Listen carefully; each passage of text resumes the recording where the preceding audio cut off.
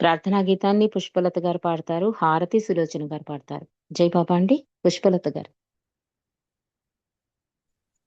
జై బాబా రజని గారు. జై బాబా. జై బాబా. అవతార్ మెహర్ బాబా కి జై. నమో మెహరు బాబా అవతార్ నమో దేవ దేవా. ప్రభు నమో మెహరు బాబా అవతార్ నమో దేవ దేవా. అపార దివ్య కృపా సాగర సకల చరాచర జగదోద్ధార. అపార దివ్య కృపా సాగర సకల చరాచర జగదోద్ధార. నమో మెహరు బాబా అవతార్ నమో దేవ దేవా. ప్రభు నమో మెహరు బాబా అవతార్ నమో దేవ దేవా. జోహారులివే శ్రీ మెహరు బాబా మహిని జనించిన మానవ రూపం. జోహారులివే శ్రీ మెహరు బాబా మహిని జనించిన మానవ రూపం. ఇహ పరాంత జీవనమేవా ఇహ పరాంత జీవనమేవా. భవ భయ భంజన పరమ పావన నమో మెహరు బాబా అవతార్ నమో దేవ దేవా. ప్రభు నమో మెహరు బాబా అవతార్ నమో దేవ దేవా. అజ్ఞానాంధతనంతము చేసి దివ్య విజ్ఞాన దృష్టిను సంగి. అజ్ఞానాంధతనంతము చేసి దివ్య విజ్ఞాన దృష్టిను సంగి. హరిషేత్వములంతరింపగా హరిషేత్వములంతరింపగా అవ్యయ మోక్షం అనుగ్రహింపుము. నమో మెహరు బాబా అవతార్ నమో దేవ దేవా. ప్రభు నమో మెహరు బాబా అవతార్ నమో దేవ దేవా. అవతార్ మెహర్ బాబా కి జై. అందరికి జై బాబా. రజని గారు జై బాబా. Thank you. జై బాబా. జై బాబా. పుష్పలత గారు చక్కటి ప్రార్థనా గీతంతో ఈ రోజు ఈ సహవాస్ ప్రారంభించినందుకు జై మెహర్ బాబా. మనం గత కొన్ని రోజులుగా సద్గురు కార్యసరళి అనే గ్రంథంలోని విశేషాలు తెలుసుకుంటున్నామండి. నిన్నటి రోజు బాబా ఒకళ్ళ జంట గురించి డిస్కస్ చేస్తున్నారు. ఎవరంటే లడ్డు బియ్య వీళ్ళ గురించి. ఈ లడ్డన్ ఆయనతో బియ్య ఆయన ఎక్కువ ఖర్చులు పెడతాడు. అంటే అవసరాలకి కాకుండా ఎక్కువ డబ్బు ఖర్చు పెడతాడని వాదన చేస్తే లడ్డు చెప్తున్నాడు, నేను ఎంతగా ఖర్చు పెట్టినా కూడా ఆమె నేను ప్రేమిస్తున్నాను అని. అక్కడి వరకు చదువుకున్నామండి. ఈరోజు విషయంలోకి వద్దాం. బియ్య నాతో ఇలా చెప్పిన కొద్దిసేపటికే మండల్లోని ఒకరు వచ్చి, బాబా నన్ను బియ్యాని పిలుస్తున్నారని చెప్పారు. నన్ను చూసి, బాబా నన్నెందుకు కలవాలనుకుంటున్నావు అని అడిగారు. నా అసలు ఉద్దేశం బాబాతో ఇండియాలో ఉందామని. కానీ మధ్యలో ఈ డబ్బు కూడా వచ్చి పడింది. అదే బాబాకు చెప్పాను. బాబా అన్నారు చాలా ఘాటుగా, ఈ రోజు నువ్వు డబ్బు విషయం ఎత్తకుండా ఉండవలసింది అన్నారు ఘాటుగా. గురువుతో మాట్లాడే తీరును మరిచి ప్రవర్తించినందుకు సిగ్గుపడ్డాను నేను. బాబా మీతో డబ్బు విషయం మాట్లాడడం నా ఉద్దేశం కాదు, అసలు ఉద్దేశం వేరే ఉంది అన్నాను. లడ్డు క్యాజువల్ గా చెప్పాడు పాపం జరిగిందంతా. అంటే అతనికేంటి, అతని ఎప్పుడైనా అంతే కదా, మనం వాదించేదే కరెక్ట్ అంటాం. అలాగే తన వైపు ఆవిడ అలా డబ్బుల గురించి అడగడం ఇవన్నీ కూడా అతనికి ఒక పెద్ద ఇబ్బందిగా ఉండి అది చెప్పేశాడు. కానీ బాబా అంటున్నారు, అసలు ఈ డబ్బు ప్రస్తావన మీ మధ్య రాకుండా ఉంటే బాగుండేది అంటే. అప్పుడు అతనికి అవగతమైంది గురువుతో ఇలా మాట్లాడే విధానం ఇది కాదని. అతను పాపం సిగ్గుపడ్డాడు. నిజమే బాబా, మీతో డబ్బు విషయం మాట్లాడడం నా ఉద్దేశం కాదు, అసలు ఉద్దేశం వేరే ఉంది అన్నాను. కాదు, నువ్వు డబ్బు విషయం ఎత్తావు. ముందు అది తేలుద్దాం అన్నారు బాబా. నిజంగా నాకేడుపొచ్చింది. క్షమించమని బాబాని ప్రార్థించాను. బాబా అన్నారు, నీ మనసులో ఉన్నది చెప్పు అన్నారు. మనసులో గజిబిజిగా ఉన్న ఆలోచనలు ఒక చోటకి చేర్చి ఇలా చెప్పాను. బావా, నా భార్య కొత్తిల్లు కొందాము అంటుంది. దానికి నా నలుగురు పిల్లల చదువుకి డబ్బు చాలదు. పాతింట్లోనే గడిపేసి పిల్లల్ని చదివిద్దామంటున్నాను నేను. బాబా బియ్యా కేసి తిరిగి నీకు కొత్తిల్లు కావాలా అడిగారు నా భార్యని. ఆమె అవునంది. ఆమెకు కొత్తిల్లు కొని అన్నారు బాబా నాతో. అలా అయితే పిల్లల్ని కాలేజీకి పంపడం కుదరదు బాబా అన్నాను నేను. అంటే ప్రతి చిన్న విషయం వాళ్ళు బాబా మీద ఆధారపడిపోవడం. బాబా కూడా చూడండి ఏదో ఇంటికి పెద్ద మనిషి మాట్లాడతారు చూడండి, ఒక తండ్రి గాని ఒక మామగారు గాని ఎలా మాట్లాడతారో అలా వాళ్ళిద్దరి మధ్య సఖ్యతను కుదర్చడం కోసం బాబా ప్రయత్నం చేస్తున్నారు. చదువు ఆపించి డబ్బు ఆదా చేయాలనుకోవద్దు. నీ పిల్లలను మంచి చదువు చదివించు అన్నారు బాబా. నేను బాగా ఆలోచించాను. లాభం లేదు. ఖర్చులేవి తగ్గవు. లోటు బడ్జెట్టే కనిపిస్తోంది. ప్రస్తుతం సూఫీ సెంటర్ అద్దె కూడా నేనే కడుతున్నా. అదే బాబాకు చెప్పాను. కుదరదు బాబా. బాబా అంటున్నారు, బియ్యాన్ని అడిగారు, భార్యని అడిగారు, లడ్డు భార్యని. నీకు కొత్తిల్లు కావాలంటే కావాలంది. మంకుపట్టు పడతారు కదా కొంతమంది, పరిస్థితులు అర్థం చేసుకోకుండా. అతనంటాడు ఇల్లు కొనొచ్చు కానీ పిల్లల చదువులు ఆపేయాలి. అంటే బాబా అంటున్నారు, లేదు లేదు పిల్లలకు మంచి చదువులు చదివించాలి. అన్నీ ఎలాగ నేను బ్యాలెన్స్ చేయగలను? ఎందుకంటే ఆ సూఫీ సెంటర్ అద్దె కూడా నేనే కడుతున్నాను బాబా చెప్పాడు. సూఫీ సెంటర్‌కి సహాయం మానకు అన్నారు బాబా. అంటే బాబా చూడండి, కర్ర విరగకూడదు, పాము చావకూడదు అంటారు చూసారా? అట్లా బాబా ఎలా మాట్లాడుతున్నారో. నా అంచనాలన్నీ తారుమారయ్యాయి. నా తల తిరిగిపోయింది. పక్కనే ఉన్న మెహర్జీ మీద ఒరిగిపోయా. అతను నన్ను పట్టుకున్నాడు. బాబా బియాతో ఇంకేమైనా చెప్పాలా అడిగారు బాబా. ఉంది బాబా. లడ్డు నాకు ఇన్సూరెన్స్ రక్షణ కనిపించలేదు. చూడండి, కొత్తిల్లు కొనియాలి, పిల్లలకు మంచి చదువులు చదివించాలి, సూఫీ సెంటర్ అద్దివ్వాలి. ఇది కాకుండా ఇన్సూరెన్స్ చేయించలేదని చెప్తోంది. ఆమెకు పిచ్చెక్కిందని నాకనిపించింది. కానీ బాబా అన్నారు, ఆమెకు అవసరమైన ఇన్సూరెన్స్ కూడా చేసేయి అన్నారు నాతో. నాకు నోరు పెగల్లేదు. బాబా జోక్ చేయడం లేదని గ్రహించా. బాబా బియాతో ఇక నుండి మీ ఆర్థిక సమస్యలన్నీ తీరిపోయాయి. డబ్బుకి బాధపడనక్కర్లేదు. ఇలా ఎవ్వరికీ చెప్పలేదు. నీకు మాత్రం చెబుతున్నా. నీ జీవితంలో డబ్బుకి బాధపడనక్కర్లేదు అన్నారు బాబా నా భార్యకి తిరిగి. బాబా లేచి నిలబడి నాతో నీ ఆర్థిక సమస్యలన్నీ తీర్చేస్తాను సరేనా అని ఇంటర్వ్యూ ముగించారు. అంటే వాళ్ళ సమస్యలు చెప్పుకోవడం కోసం బాబా ఇచ్చిన కాల్ షీట్‌లో బాబా అదే మాట్లాడారు. బాబా కూడా అన్నారు, "నీ ఆర్థిక సమస్యలన్నీ తీరిపోతాయి." అంటే ముందు గురువుకి విధేయత చూపించేసేయండి. అన్ని ప్రాబ్లమ్స్ సాల్వ్ అయిపోతాయి. ముందు యెస్ అనాలి. ఆ యెస్ అనడానికి అతను సంశయిస్తున్నాడు. అందుకని బాబాకు కోపమొస్తోంది. అందుకని అన్నీ చేసేయి అన్నారు. ఆఖరికి ఏమన్నారు? ఆర్థిక సమస్యలన్నీ తీరిపోతాయని కూడా బాబా భరోసా ఇచ్చారు. ఆ తర్వాత అనేక సంఘటనలు జరిగాయి. 1958లో మెమోరియల్ డే వారు మెమోరియల్ డే నాడు మేము కట్టుకున్న కొత్త ఇంట్లో బాబా బస చేశారు. దానికి ఆయనయే బాబా హౌస్ అని పేరు పెట్టారు. అనుకున్నట్టుగానే బ్యాంకులో డబ్బు కరిగిపోయింది. అప్పుల పాలయ్యే పరిస్థితి ఏర్పడింది. అంటే మొత్తం బాబా చెప్పారు కదా! మంచి చదువులు చదివించమన్నారు, ఇల్లు కట్టించమన్నారు, ఇన్సూరెన్స్ చేయించమన్నారు. అన్నీ ఇంక వెనక అంటే ఫ్యూచర్ గురించి ఆలోచించకుండా ఎంత ఉందో ఆ డబ్బంతా వాళ్ళకి పంచేశాడు. అంటే బాబా మాటకి విధేయత చూపించాడు కనుక, ఆ ఫలితం ఎలా ఉంటుందో ఇక్కడ రాస్తున్నారండి. అప్పులు పాలయ్యే పరిస్థితి ఏర్పడింది. కానీ అనుకోకుండా 1958లో ఈ పరిస్థితొస్తే, 1960 మే నెలలో నా జీతం 50% పెంచుతూ నన్ను మా కంపెనీ వాళ్ళు ఇరాన్ దేశానికి బదిలీ చేశారు. ఆ విధంగా బాబా నా ఆర్థిక సమస్యలు పరిష్కరించి తన మాట నిలబెట్టుకున్నారు. అసాధ్యాన్ని సాధ్యం చేశారు. అప్పటి నుండి భవిష్యత్తు ప్రణాళికలు వేయడం మానుకున్నా. అంటే ఒక గురువుని నమ్ముకున్నాక అంతా ఆయనకే అప్పగించాక మనమెందుకు ప్రణాళికలేసుకోవడం? ఆయనే చక్కగా ప్రణాళిక వేసి మనల్ని నడిపిస్తారు.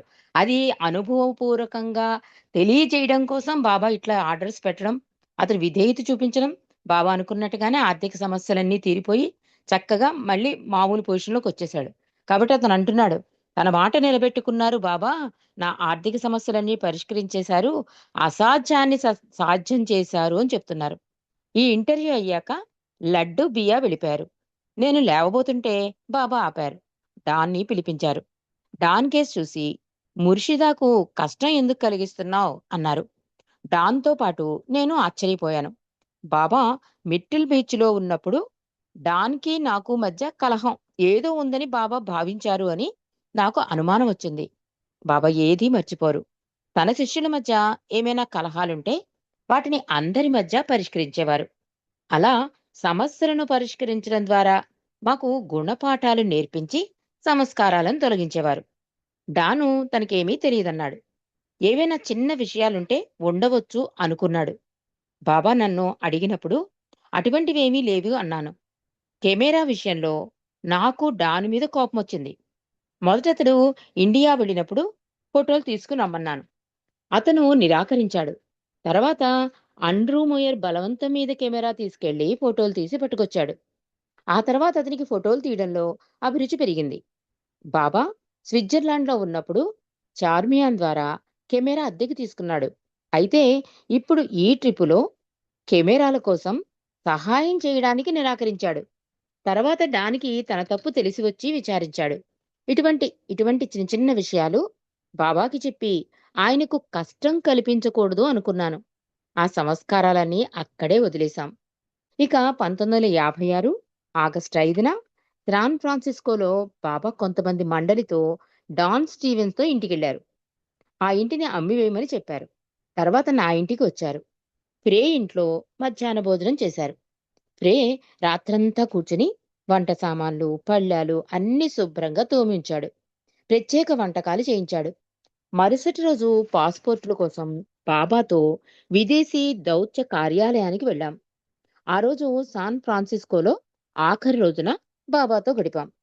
మధ్యాహ్నం ఆహ్వాన సంఘం సమావేశంలో ఈ 3 వారాల పర్యటనలోని జమా ఖర్చులని చర్చించారు. ఎనర్జీ ఫ్లోర్షెం ఆ ఆహ్వాన సంఘ నాయకురాలు. ఆ సమావేశంలో బాబా ఇలా అన్నారు: మీ హృదయాలని శుభ్రంగా ఉంచుకోండి. అంతా బాబాకు వదిలేయండి. నేను క్రీస్తుగా ఎవరైతే అయి ఉన్నానో అట్టి నన్ను ప్రేమిస్తూ విధేయులై ఉండండి. విధేయతతో నన్ను ప్రేమించండి. అందుకు సిద్ధంగా లేనివారు నన్ను వదిలేయండి. నన్ను ప్రేమించేవారు నా కొంగును వదలకండి అన్నారు మెహర్ బాబా. ఆ తర్వాత అందరి చేత పశ్చాత్తాప ప్రార్థన చేయించారు.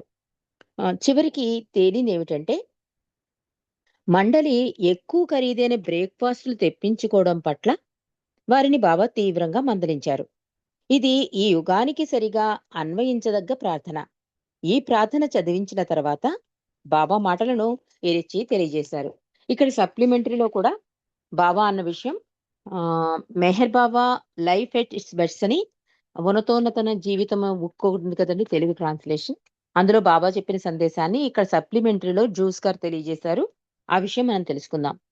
మణి ఫ్యామిలీ లెటర్‌లో ఏమన్నారంటే బాబా అన్నారట, మీ హృదయంలోని మాలిన్యాలను తొలగించబడి మనస్సు పూర్తిగా ఖాళీ అయినప్పుడు అవి ఖాళీగా ఉండే వేణువులాగా లేదా డోలులాగా భగవంతుని దివ్య సంగీతానికి మంచి వాయిద్యం కాగలవు అని బాబా అన్నారని చెప్తున్నారు. ఆధునిక యుగంలో మనం చదువుకున్నాం కూడా. భారతంలో ద్రౌపది కష్టంలో ఉన్నప్పుడు కృష్ణ అని పిలిచినప్పుడు కృష్ణ పరిగెట్టుకొస్తాడు కృష్ణుడు. వచ్చి రక్షిస్తాడు. అప్పుడు ద్రౌపది అంటుంది, "ఎందుకు అస్తమాటికి నేను పిలవడం? నా దగ్గరే ఉండిపోవచ్చు కదా!" అని అడుగుతుంది ద్రౌపది. అప్పుడు కృష్ణుడు తన చేతిలో ఉన్న మురళిని చూపించి, "ఇలా అయిపో" అంటాడు. ఆ మురళిని చూసి ద్రౌపది అంటుంది, "ఈ మురళి అంతా కన్నాలే ఏమీ లేవు కదా ఇందులో" అంటే, "నువ్వు కూడా నీ హృదయంలో ఏమీ లేకుండా ఖాళీ అయిపోతే నేను వచ్చి కూర్చుంటాను. నేను నిండిపోతాను. నా ప్రేమతో నింపేస్తాను" అంటాడు కృష్ణుడు.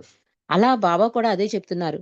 ఈ మాలిన్యాలన్నీ తొలగించబడితే ఒక మురళిలాగా, ఒక డోలకులాగా తయారైపోతే ఆయన వాడుకుంటాడన్నమాట. ఈ వాయిద్యం అనే శరీరం అనే వాయిద్యాన్ని.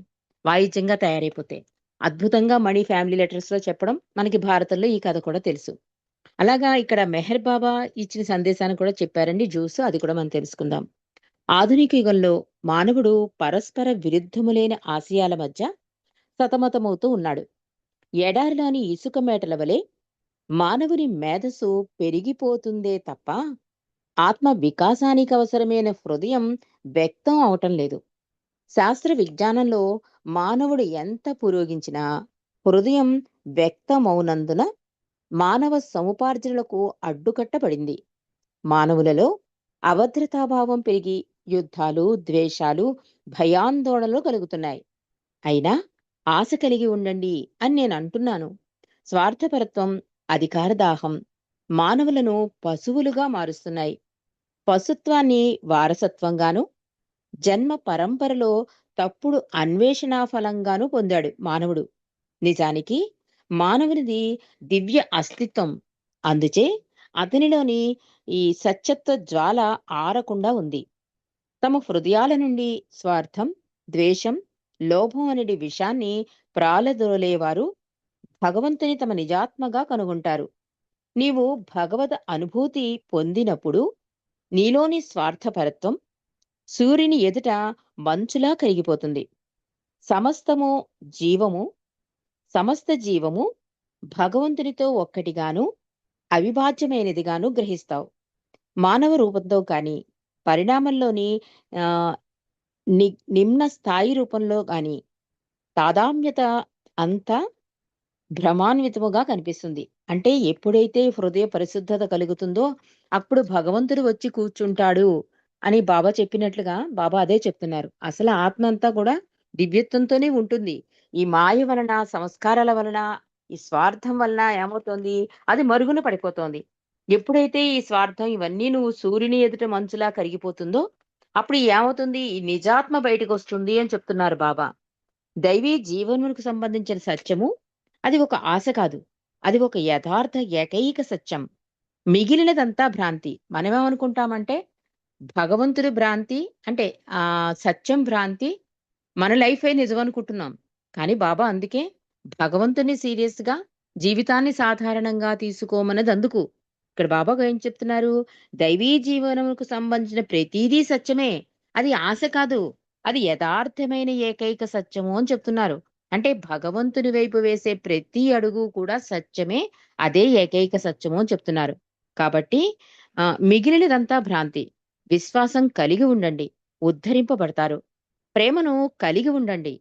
భగవంతుడైన మీ సత్య అస్తిత్వమును కప్పి ఉంచే మీ పరిమిత అహాన్ని మీరు జయిస్తారు.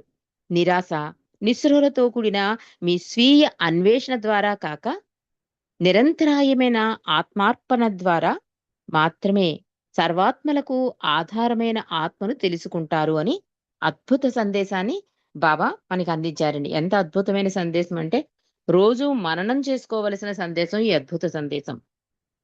మనం రోజు లేచిన దగ్గర నుంచి నేనుతో మమైకమైపోతూ ఉంటాం. అంటే నాతోనే ఉంది. నా వల్ల జరుగుతుంది. నాకే కావాలి. అది భ్రాంతి అంటున్నారు బాబా. అసలేందేంటి? భగవంతుని సాన్నిధ్యంలో గడపడం, భగవంతుని తలుచుకోవడం, భగవంతుని ప్రేమించడం, భగవంతునికి సంబంధించిన కార్యాలు చేయడం, అన్నీ నిస్వార్థంగా చేయడం. అది ఏ సేవైనా సరే నిస్వార్థంగా చేయడం. అవి భ్రాంతి కాదు. అది అసలైన మార్గం. అదే ఏకైక సత్యం. కానీ మనం ఏకైక సత్యం ఏమనుకుంటున్నామంటే, మన ఫ్యూచర్ ప్లాన్స్, మన ఫైనాన్షియల్ పొజిషన్స్ ఇవన్నీ మనం సత్యం అనుకుంటున్నాం. బాబా అది కాదు అని చెప్తున్నారు.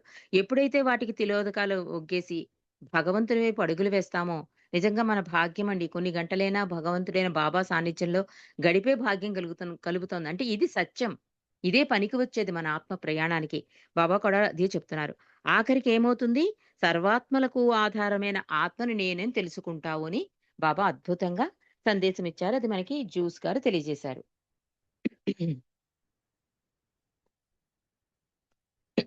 కపటాన్ని పూర్తిగా హృదయంలోంచి తీసేద్దాం.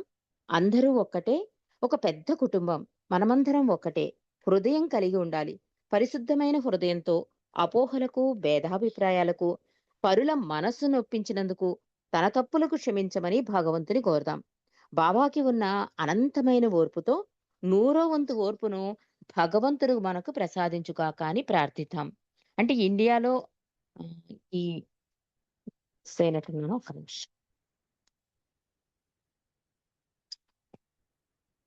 యాహ్! మీ హృదయాలను శుభ్రంగా ఉంచుకోండి అన్నప్పుడు బాబా చెప్పిన సందేశాన్ని మనం సప్లిమెంటరీలో చదువుకున్నామండి. తర్వాత దాంట్లోకొద్దాం.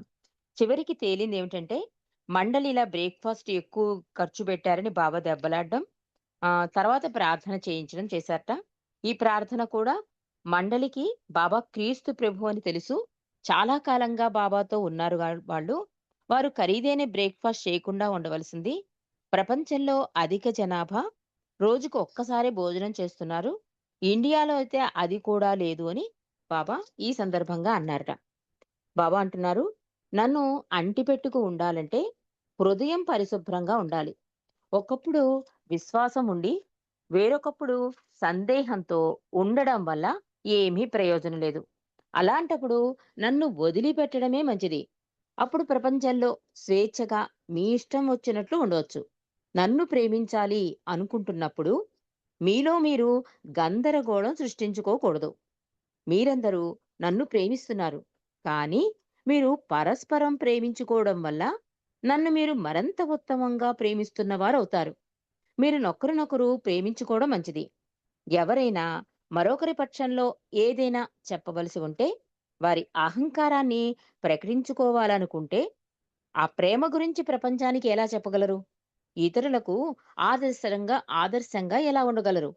నేను కోరిన విధంగా నన్ను ప్రేమించలేకపోతే, ప్రపంచంలో ప్రజలకు నా గురించి మాట్లాడకపోవడమే మంచిది. కపటానికి స్వస్తి చెబుదాం అన్నారు మెహర్ బాబా. అంటే మండలిలో కూడా చిన్న చిన్న తగాదాలు ఉండేవండి. మణి అదే అంటుంది. భగవంతుడి సాన్నిధ్యంలో కూడా మేము ఇలాగ చిన్న చిన్న తప్పిదాలు, చిన్న చిన్న విషయాలు అర్థం ఉండేది కాదు. ఇప్పుడు మాకు అవగతం అవుతూ ఉంటుంది అంటుంది సోదరి మణిజ కూడా. చిన్న విషయాలకే దెబ్బలాడుకోవడం. అది బాబాకి ఆయన విశ్వ కార్యక్రమంలో ఇదొక ప్రాబ్లమ్ కింద క్రియేట్ చేయడం. అసలది ప్రాబ్లమే కాదు. కానీ అక్కడి అహం వల్ల అది ప్రాబ్లమ్‌గా అయ్యి, అది బాబా దాకా వెళ్ళి, మళ్ళీ బాబాయే ఆ సమస్యని పరిష్కరించవలసిన స్థితికి మేం చేసేవాళ్ళం. చాలా తర్వాత చాలా సిగ్గుపడేవాళ్ళం అని సోదరిమణిజ చెప్పేది. అంటే అనవసరం ఏది కూడా శాశ్వతం కాదు. భగవంతుడొక్కడే శాశ్వతం అని బాబా మాటల ద్వారా వింటున్నా కూడా, మేము అలా ప్రవర్తించేవాళ్ళము అని సోదరిమణిజ చెప్తోంది. ఇక్కడ సప్లిమెంటరీలో ఈ పశ్చాత్తాప ప్రార్థన గురించి రాశారండి. అది చదివేసి ముగించుకుందాం. ఎందుకంటే మెహర్ బాబా 1952లో ఇచ్చిన పశ్చాత్తాప ప్రార్థన. పరమ దయానిధివగు ఓ ఈశ్వర, మా పాపములన్నిటికిని మేం పశ్చాత్తాపడుచున్నాము. అసత్యము, అధర్మము, అపవిత్రము అగు మా ప్రతి తలంపునకు మేం పశ్చాత్తాపడుచున్నాము. పలికి ఉండరాని పలికిన ప్రతి మాటకును, చేసి ఉండరాని చేసిన ప్రతి చేతకును మేము పశ్చాత్తాపడుచున్నాము. స్వార్థముచే ప్రేరేపింపబడిన ప్రతి పనికిని, ప్రతి మాటకును, ప్రతి తలంపునకును, ద్వేషముచే ప్రేరేపింపబడిన ప్రతి పనికిని, ప్రతి మాటకును, ప్రతి తలంపునకు మేము పశ్చాత్తాపడుచున్నాము. ముఖ్యముగా కామంతో కూడిన మా ప్రతి తలంపునకును, కామ ప్రేరితముగు మా ప్రతి చేతకును, పలికిన ప్రతి అనృతమునకును, సమస్త కపట వర్తనమునకును, ఆడితప్పిన ప్రతి వాగ్దానమునకును, సమస్త పరనిందలకు పరోక్ష నిందలకు మేం పశ్చాత్తాపడుచున్నాము. ఇంకనూ ముఖ్యముగా కూడా పరులకు నాశనమును గూర్చినట్టి మేము చేసిన ప్రతి పనికిని, ఇతరులకు బాధ కలుగజేసిన మేమాడిన ప్రతి మాటకును, చేసిన ప్రతి చేతకును, ఇతరులకు బాధ కలుగవలనని మేము కోరిన ప్రతి కోర్కెకును మిక్కిలి పశ్చాత్తాపడుచున్నాము. అపార దయానిధివగు ఓ ఈశ్వర, మేము చేసిన ఈ మా పాపములన్నింటికిని మమ్ము క్షమింప వేడుకొనుచున్నాము. తలపులలో, మాటలలో, చేతలలో నీ ఇచ్ఛానుసారము చెయ్యజాలక నిరంతరము విఫలులమగుచున్న మమ్మలను క్షమింప వేడుకొనుచున్నాము అని మెహర్ బాబా ఇచ్చిన ఈ పశ్చాత్తాప ప్రార్థనని సప్లిమెంటరీలో కూడా పొందుపరిచారండి. ఎందుకంటే టాపిక్ కూడా బాబా ఏం చెప్తున్నారు? హృదయాలని పరిశుద్ధంగా ఉంచండి అని చెప్తున్నారు. మన వల్ల కాదు. అందుకని ఒక ప్రార్థన ద్వారా ఇలా చేసుకుంటే నీ హృదయ పరిశుద్ధి అవుతుందని కూడా ఈ ప్రార్థన ద్వారా బాబా మనకి తెలియజేశారండి. మరి మిగిలిన విశేషాలు రేపు మనం తెలుసుకుందాం. అవతార్ మెహర్ బాబా కీ జై. జై బాబా సులోచన. జై బాబా అండి. జై బాబా రజనీ గారు. అవతార్ మెహర్ బాబాకి జై. మనసు హారతిదే, మనసు హారతిదే, మనసు హారతిదే, మహిమాన్విత మంగళ చరణా మెహరు బాబా ప్రేమమయా, నీవే మాకు సర్వమయా. మెహరు బాబా ప్రేమమయా, నీవే మాకు సర్వమయా. శ్రీకరమౌని సుందర రూపం, శుభకరమౌ ఆనంద స్వరూపం. శ్రీకరమౌని సుందర రూపం, శుభకరమౌ ఆనంద స్వరూపం విమల దయా గుణ ప్రేమ స్వరూపం విమల దయా గుణ ప్రేమ స్వరూపం నిరుపమ తేజో విలసిత సత్య స్వరూపం నిరుపమ తేజో విలసిత సత్య స్వరూపం మేహరు బాబా ప్రేమమయా నీవే మాకు సర్వమయా మేహరు బాబా ప్రేమమయా నీవే మాకు సర్వమయా నీ సేవే మాకిహము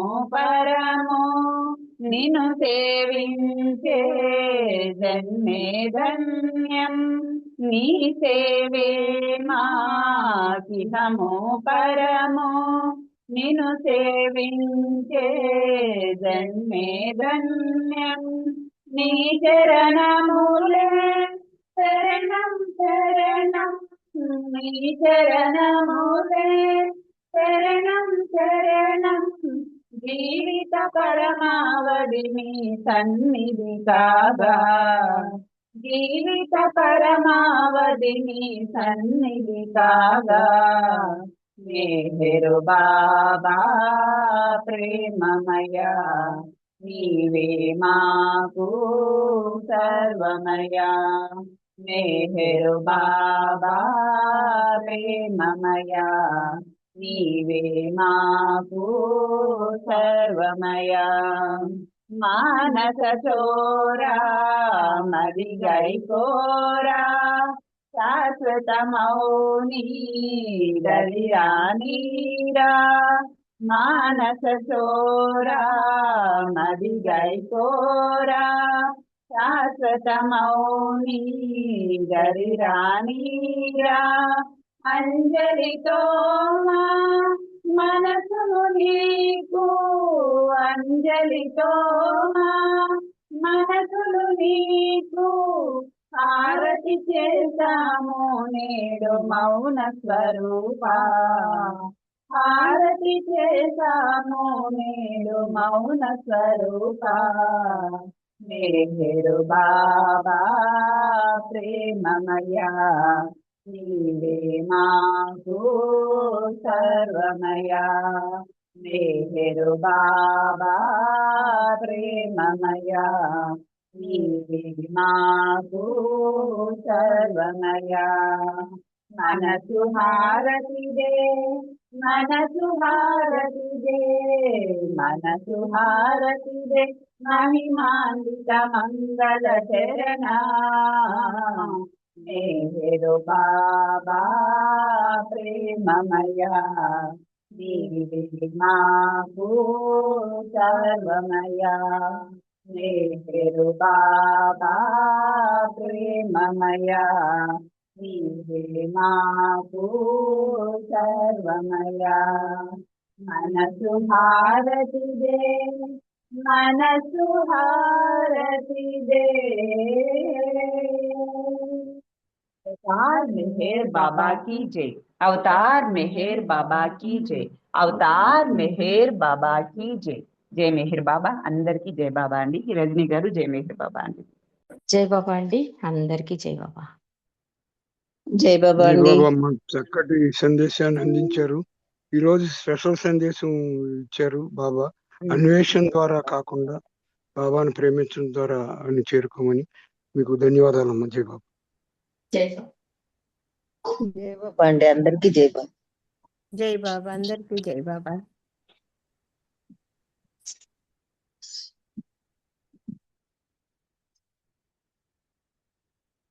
జై బాబా.